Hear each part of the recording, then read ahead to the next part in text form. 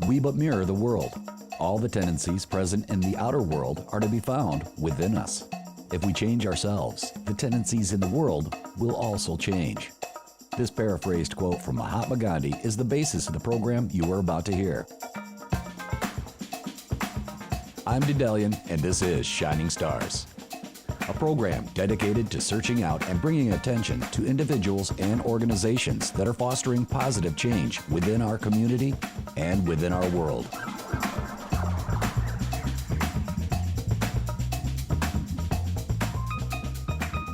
With me in the studio today is a gentleman representing one of Mid-Michigan's longest-running leaders in human services.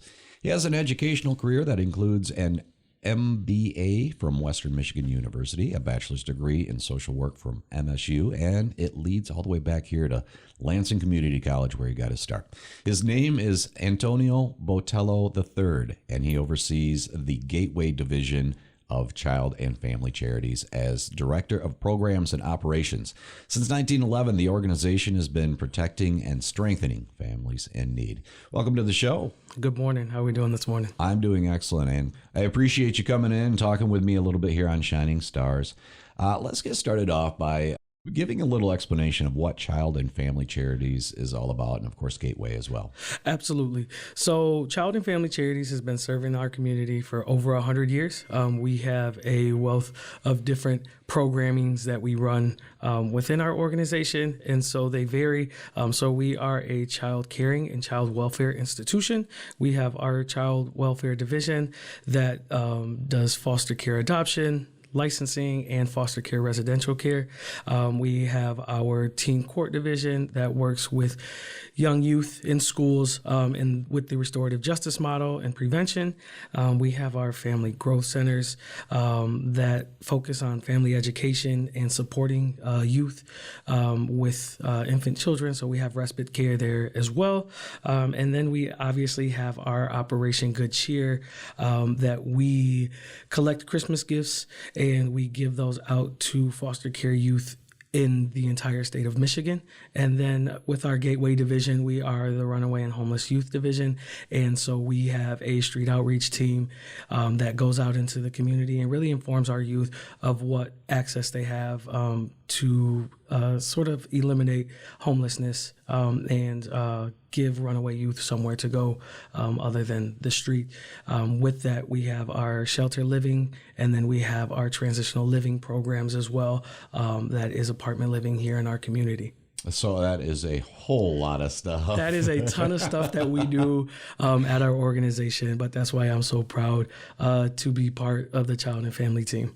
Oh, wow. And as I mentioned in the intro, I mean, this is an organization that's been around since 1911. Very long time. How exactly do you know the story of how it got its start? I don't know the exact story. The powers that be have that story down to a T. But the way the story went for me was when the trains were coming through Lansing and they were dropping homeless youth off is when we developed as an organization. So it was amazing to me that we had been around for so long. And when I came across Child and Family Charities, I didn't know a whole lot about the organization, but as soon as I found out, I knew that this is where I wanted to be. So, well, it seems like you found yourself in the right place. Like you said, it's where you wanted to be. So what do you love most about what you're doing? I mean, you're specifically overseeing the Gateway division, correct? Yes, I am overseeing the Gateway division. So what do you specifically love about that? I invest in people. That has always been something that I hold myself true to. I am actually a youth football coach in the area as well. Oh, awesome. So youth has always driven me. I believe that they are our future, and the ability to give them something to carry on for a lifetime with our services drives me to do better every day. And it looks different every day with our youth. Specifically, we serve a wide age range. So the youngest that we could serve is 12 and the oldest could be 23. So there is a wide variety of ages that I'm coming in contact with, and a different skill set for each age group, each level, depending on where the youth comes into our program. That's got to be very fulfilling to have that kind of influence and I'm trying to think of the right words, but just specifically to be able to guide those youth, to creating a more positive future. Absolutely. The pivot point of the show is kind of an exploration of positivity and how we view it. Mm-hmm. So I'm curious to know a little bit about what you would define as positive change, whether it be personally or whether it be in specific what you do with child and family charities. So positive change. I believe changing someone's trajectory. My father was a runaway at 12 years old. Okay. And so another reason why this is very near and dear to me, he raised a family of seven, 5 children in my mother. And he was 18 when he decided to start having a family. They got married. But positive change is changing somebody's trajectory. We have a lot of data and a lot of things that can bog us down in life. Mm-hmm. And if we succumb to what society can tell us we're supposed to be, sometimes a lot of us will fall short. And I believe that that's part of my story. So I think that being a positive change is obviously enriching somebody's life, but I alluded to it earlier, is just really giving them something that they can carry with them for a lifetime. And with the services that we offer, it could be something as simple as doing a daily chore or learning how to budget, mm-hmm. learning how to cook, anything that this youth can take with them for a lifetime, I think is positive change, not only in our community, but to that individual and their life trajectory as well. Very good. Very good.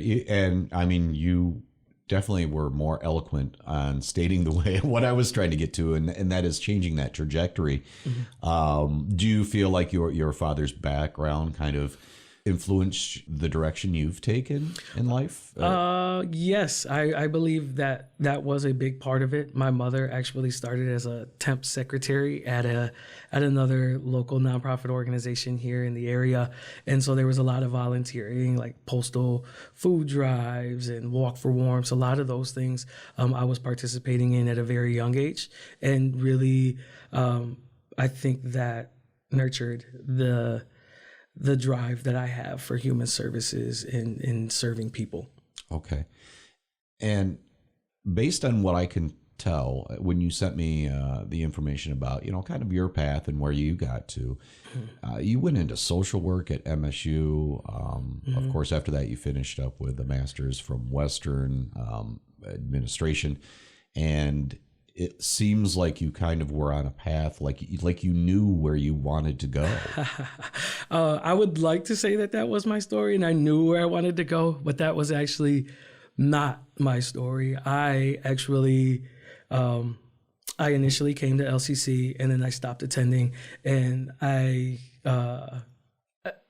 young kid, didn't know really what my path was. Mm-hmm. And so,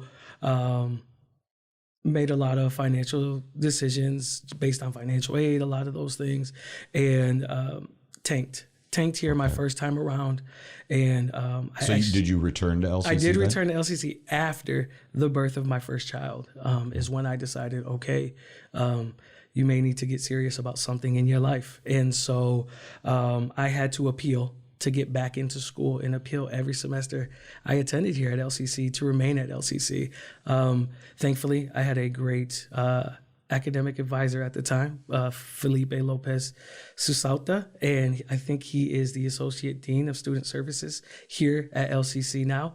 And he really motivated me to want more. And initially, I just wanted to get an associate's degree so I could get a decent job. At the time, I was working third shift at a dead-end job that I did not really like. But I muscled through a lot of that. Felipe was a big part of that, helping me write those letters and proofreading them for me, and eventually coercing me into applying to MSU because I didn't know that I had the skill set to even belong at LCC or MSU. And I was telling my daughter this not too long ago. She's a freshman in high school now, which totally ages me. But my first semester at MSU, I thought, you are in over your head what a huge campus, and you don't belong here. And I remember calling Felipe and saying, I don't know that this is right for me. And he said, I tell you what, finish your semester and then make that decision. And finished the semester at MSU and got a 3.5. And was That's like, awesome.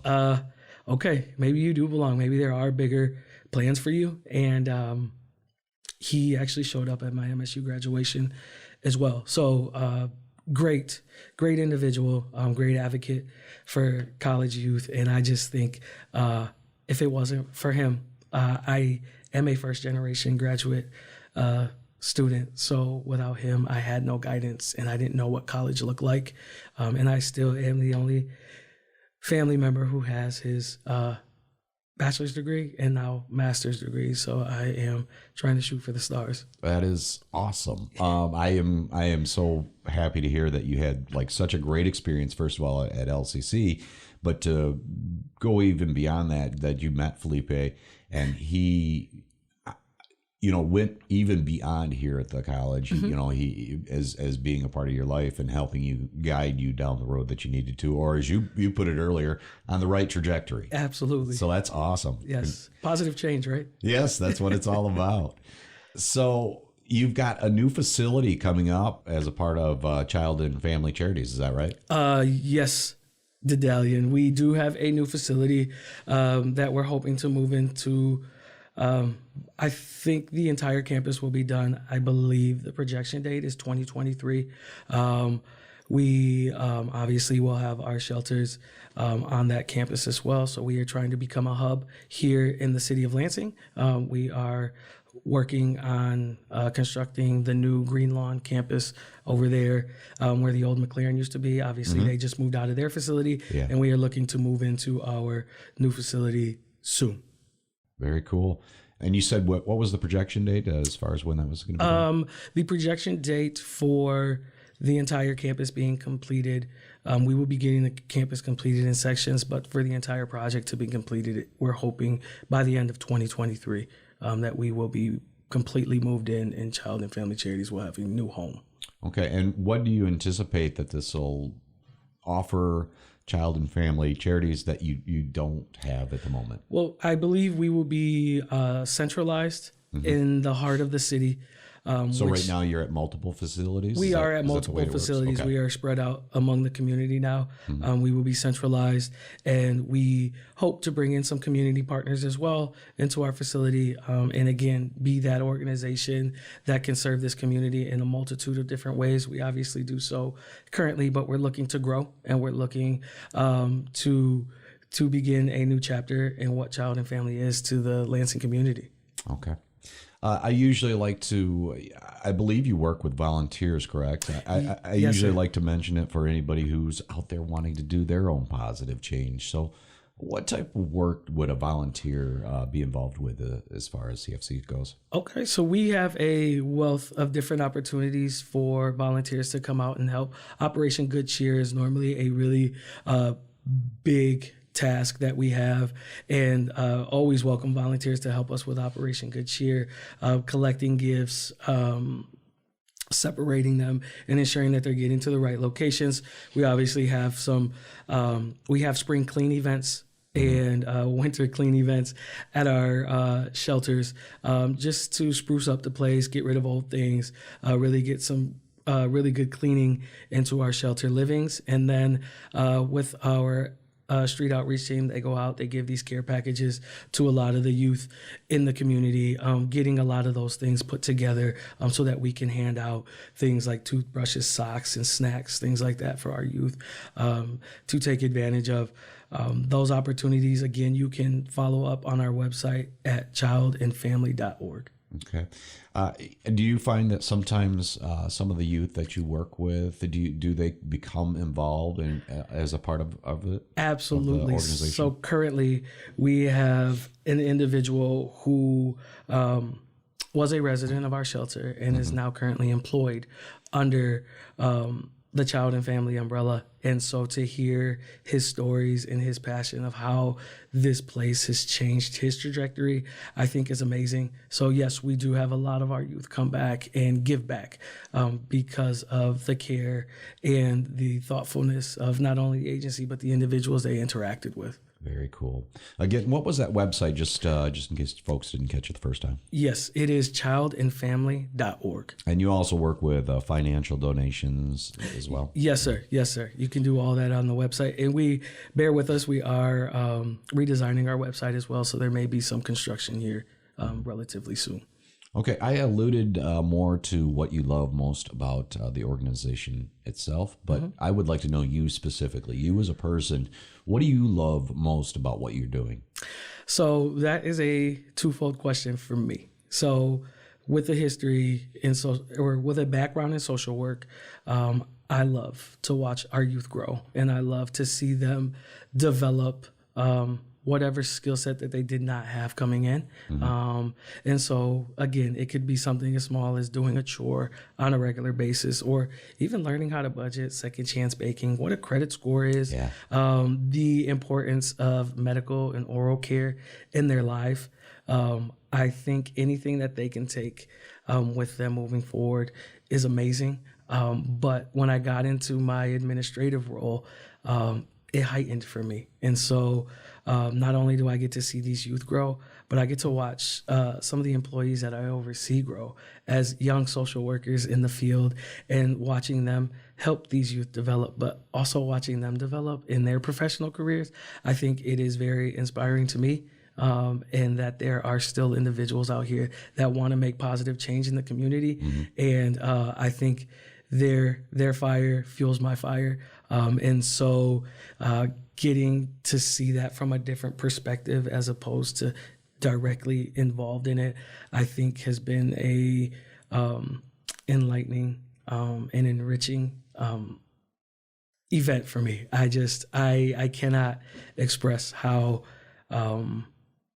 moved I am to see the movement that we're making here at CFC and within our organization. I can tell it definitely is something that you enjoy doing. Yes, sir. And it's great to have you a part of the community, and of course doing what you're doing along with Child and Family Charities and of course Gateway as well. So we do appreciate everything that you're doing for us here in the area, and making the positive change that you and the organization are doing. Final question here. This is our conceptual question I ask every single guest. Are you ready? Yes, sir. All right. Now, if you had the ability to snap your fingers and put one thought into collective consciousness of the entire human race at the same time, what would that thought be? Teamwork. Teamwork? As a coach and a supervisor at this point in my life, I think the ability to create change is far greater together than it is individually. So that is what I would say is teamwork. I know it's a cliche, but teamwork makes the dream work. And I honestly and wholeheartedly believe that as a individual, you can definitely make change, but it takes others to bring that change to fruition. And I think that's what we have at Child and Family Charities, and that's what I hope to develop in every part of my life. So very good. And my thought on cliches is there is a reason they're cliches. It's because they're usually true. Absolutely. Absolutely. Antonio Botello III from Child and Family Charities, and of course Gateway as well. Appreciate you coming in and talking with me today. I appreciate you having me. It's been a pleasure. Remember, we can all contribute something good to this world, no matter how big or small. A simple smile, a friendly gesture, that's all it takes to expand the power of positivity 1 inch further. I encourage you to find your shining star within by being the change you want to see. Thanks so much for listening to Shining Stars and, of course, sharing your time with me today. I'm Daedalian, and you can listen to this episode of Shining Stars on demand, along with other LCC Connect programs at lccconnect.org.